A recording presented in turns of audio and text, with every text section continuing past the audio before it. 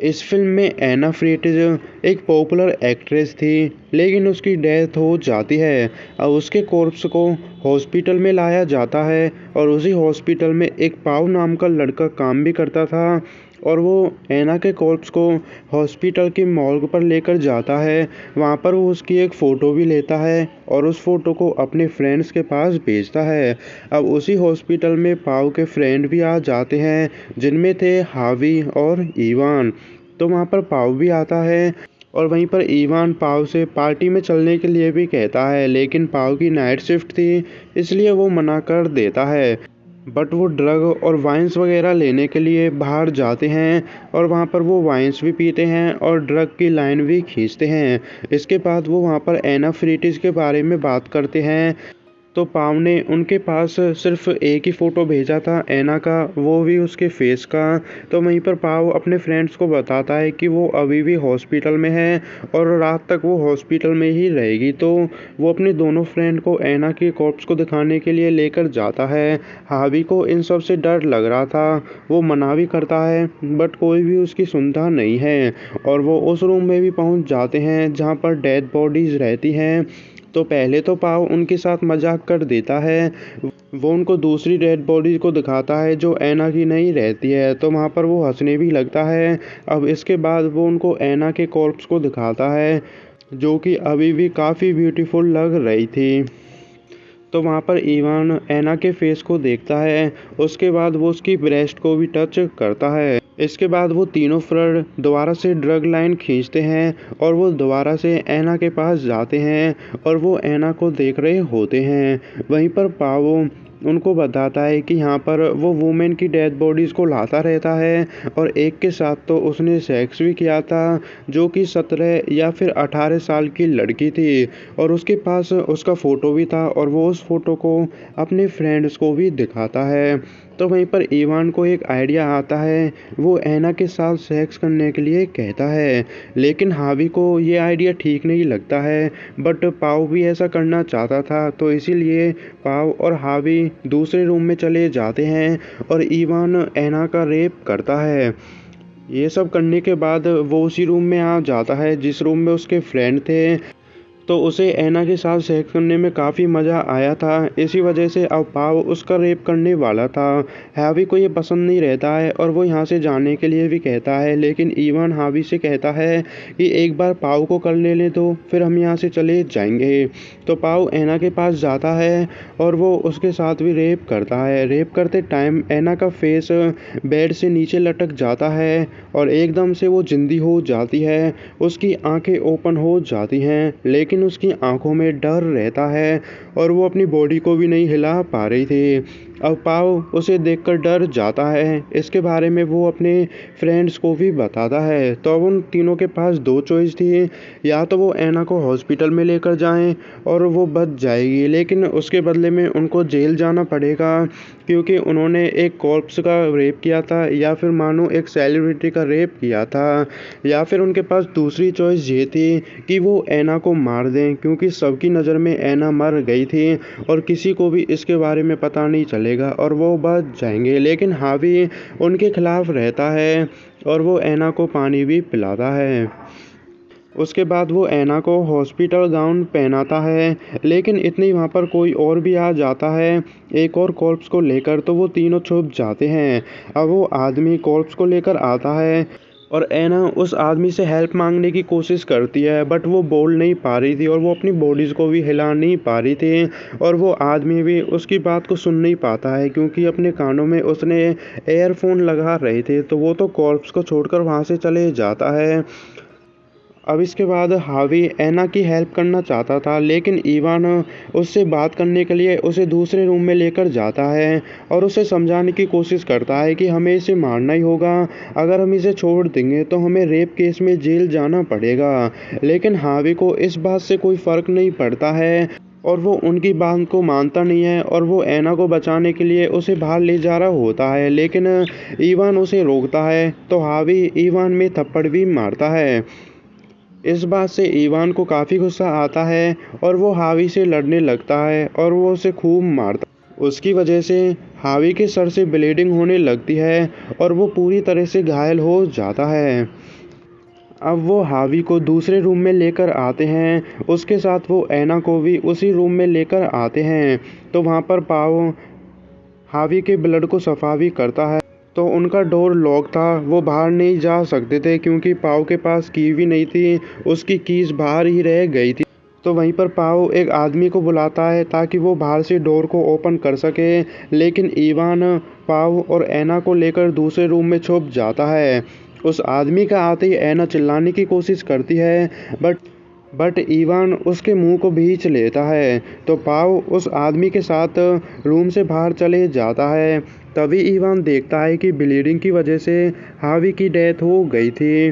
तो वो उसे जिंदा करने की कोशिश करता है लेकिन कर नहीं पाता है। इसके बाद पाव दोबारा से उसी रूम में आता है और आने के बाद पाव को हावी की डेथ के बारे में पता चलता है। इससे वो दोनों काफ़ी परेशान रहते हैं। अब इवान पाव को रूम से बाहर लेकर जाता है उससे बातें करने के लिए, और वहाँ पर वो ऐसी बातें करते हैं कि उनको ऐना को मारना होगा और हावी की डेड बॉडी को यहाँ से बाहर ले जाना होगा।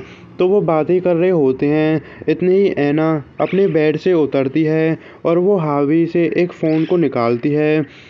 तो वो फ़ोन को मिला ही रही होती है, लेकिन इतनी ही वहाँ पर इवान आ जाता है और वो उससे फ़ोन को ले लेता है। लेकिन ऐना उनको बताती है कि उसने अपने डैड को कॉल की थी, बट अपने डैड को उसने यही बताया था कि वो ज़िंदा है और उन तीनों के बारे में नहीं बताया था। मतलब वो ये कहना चाह रही थी कि बस वो उसे जाने दें और वो उन तीनों के बारे में कुछ भी नहीं बताएगी। तो इसी वजह से अब इवान और पाव के पास कोई चॉइस नहीं थी और वो ऐना को वहाँ से बाहर ले जा रहे होते हैं। लेकिन तभी इवान के पास उसी नंबर से कॉल आती है जिस नंबर से ऐना ने कॉल किया था, और इवान को पता चल जाता है कि ऐना की कोई बात नहीं हुई थी, वो उनसे झूठ बोल रही थी। इसी वजह से इवान ऐना को दोबारा से रूम के अंदर ले जाता है और वहाँ पर वो उसमें थप्पड़ भी मारता है झूठ बोलने के ऊपर। तो अब इवान हावी के लिए कंटेनर लेने के लिए जाता है ताकि वो उसमें रखकर उसकी डेड बॉडी को बाहर ले जा सकें, और पाव ऐना के पास ही रुकता है उसे बांधने के लिए। तो वो उसे बांध रहा होता है लेकिन ऐना उसे अपनी बातों में बहकाने की कोशिश करती है, बट पाव उसकी बातों में नहीं आता है, वो उसे बांध देता क्योंकि ऐना ने पहले भी उनसे झूठ बोल दिया था, इसलिए वो उसे बांधकर वहाँ से चले जाता है। अब इसके बाद इवान को दिखाते हैं जो कंटेनर लेने के लिए जाता है, लेकिन वहाँ पर कुछ नर्स आ जाती हैं और इवान उनको देखकर छुप जाता है। तो पाव को दिखाते हैं तो वो दूसरे रूम में रहता है और वो हावी के ब्लड को सफ़ा कर रहा था, लेकिन मौके का फ़ायदा उठाकर ऐना अपने आप को खोल लेती है और वो बेड से नीचे उतरती है। तो वो खड़ी तो हो नहीं पा रही थी, इसलिए वो रेंगते हुए रूम से बाहर जाती है। अब इसके बाद इवान को दिखाते हैं तो वहाँ से नर्सिस चले गई थी, इसलिए वो कंटेनर को लेकर रूम की तरफ आ रहा होता है। अब ऐना को दिखाते हैं जो रूम से बाहर आ जाती है और वो काफ़ी आगे तक चले जाती है। अब इसके बाद पाव के पास इवान आता है और वो ऐना के भागने के बारे में उसे बताता है।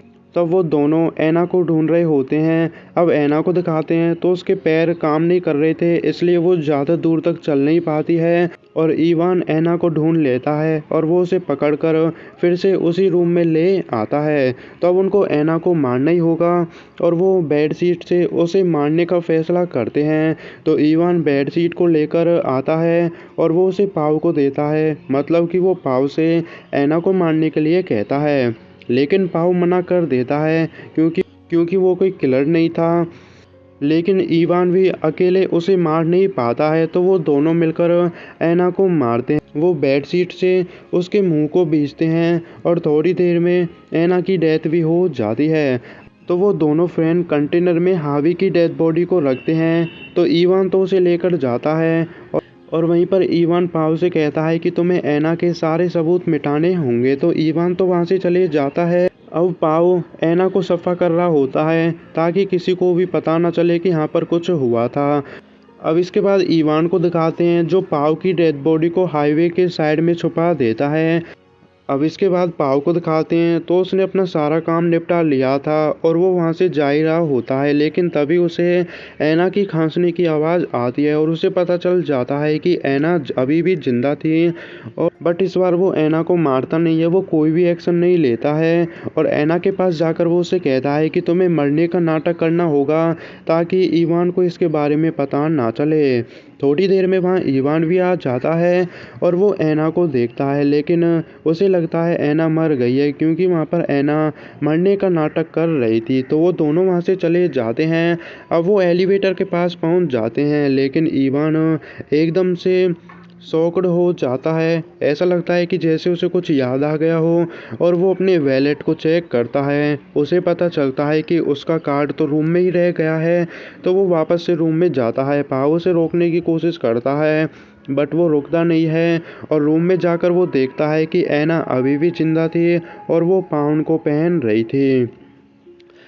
तो इससे इवान को काफ़ी गुस्सा आता है और वो पाव की गर्दन को घोंटने लगता है, लेकिन कुछ टाइम बाद वो उसकी गर्दन को छोड़ देता है और वे ये बात मान लेता है कि जेल जाने से उसे अब कोई फ़र्क नहीं पड़ता, अब जो होगा देखा जाएगा। और वो ऐना को छोड़ने का भी फैसला कर लेता है, लेकिन पीछे से ऐना आकर इवान के गले में सीजर मारती है, उससे उसकी डेथ हो जाती है।